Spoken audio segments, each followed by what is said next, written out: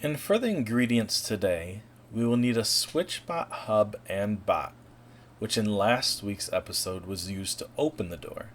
This week, it'll be used to close the door. Then we'll need our Habitat hub to run our automation for closing the door. Finally, we will need a phone for receiving notifications and to manually close the door if that's your desire. Now for the recipe. As in episode 2 where you added the app to your phone and then added the devices or app into Habitat, we will do the same with the SwitchBot app. Besides that, our recipe is very simple, and we will create the rules on Habitat using the Rule Machine app. We will start by creating an application on Habitat via Rule Machine. We will call this rule Garage Door No Motion Notification. You'll hit continue, and our trigger event is going to be when our motion sensor, so we're looking for motion, and we are going to select our garage motion sensor, and we are going to have it report inactive, and we want to stay inactive for this we'll say 30 minutes, and done with this trigger event. So this means when this motion sensor is inactive for 30 minutes, then I want it to trigger something. So we're done with this trigger event. And from here we need to select an action that we want to happen. And to begin, we're going to select that we want a notification to happen. So we're going to do send message. We're going to speak a message. And I want it to tell me that the garage door is still open! Exclamation point. Maybe it will yell at me if it's an exclamation point. I have to choose which device I want it to tell me this on. And in here I have my phone listed, so I'll check that and choose update. I also want it to tell me on my Google Homes, which I have all over the house, which I'm going to do everybody, so it yells it out to everyone. And we'll set it at the volume of 10, which I believe is its highest volume, and choose done with action. So at this point, when my motion sensor reports inactive for half an hour, it will then notify my phone and our Google speakers and tell us that the garage door is still open. This gives me the opportunity to go to my phone and go to my SwitchBot app and close the door. If I want it to automatically close, which you can also do that, I'll have it notify me, and then I'll create a separate action, which then will control switches push buttons. I'm going to have it push a button, and the button that it will push is on the garage door 1 bot update. It is button number 1. There is only one button, and all it can do is push. It's a very simple device. And I'll hit done with action, and then done with actions again. And now I have my garage door no motion notification. What happens is the trigger event is the motion sensor is inactive and stays that way for half an hour.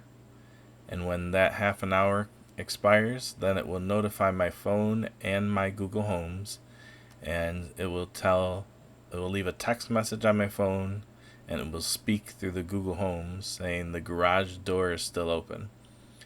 And at this point, I also have it pushing the button 1 on the garage door bot, which is hooked up to my garage door button. If you go back to the previous video, you can see how I did that, and it will automatically close the door.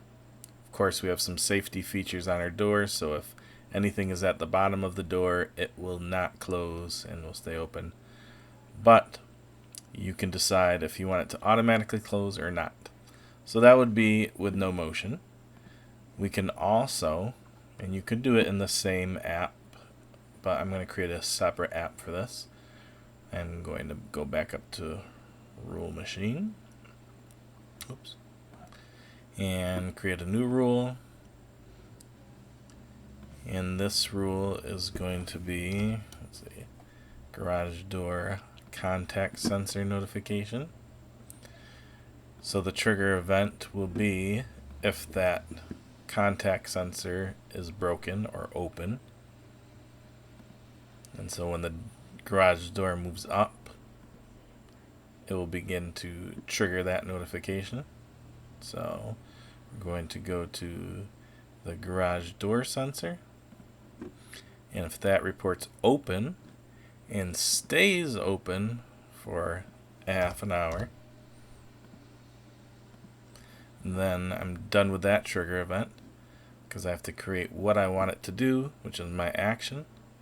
So I'll go to create new action, and of course I want it to send me a message. So I don't necessarily want it to just close the door automatically. So there's all different types of ways to send a message. This is the one I'm familiar with, sending and speaking a message. And you can, with Hubitat, choose different voices to use. And so I will ask that this one says, please close your garage, spell it right, door. So please with an exclamation. So then I will then have it send it to my phone. And then I will also have it send it to all my Google speakers. And I will update that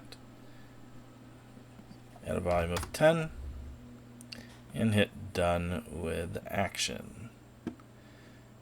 Hit done with action one more time.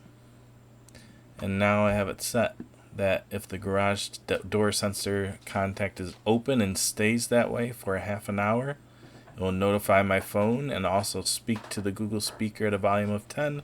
Please close your garage door. And that is it. 2 simple rules to get your garage door closed. You can either have it passively closed, meaning it will send you a notification and then you have the choice to close it or not, or you can get it to automatically close, so that way you don't have to worry about it, and you know that if your door is ever open for longer than a half hour, it will automatically close for you. Hope this helps. Hope you liked it, and I'd love to see what you guys do. So if you can share any of your pictures or information in the comments, I'd love to see that. Please like, share, and subscribe. We'll see you next Monday. Thank you. Bye.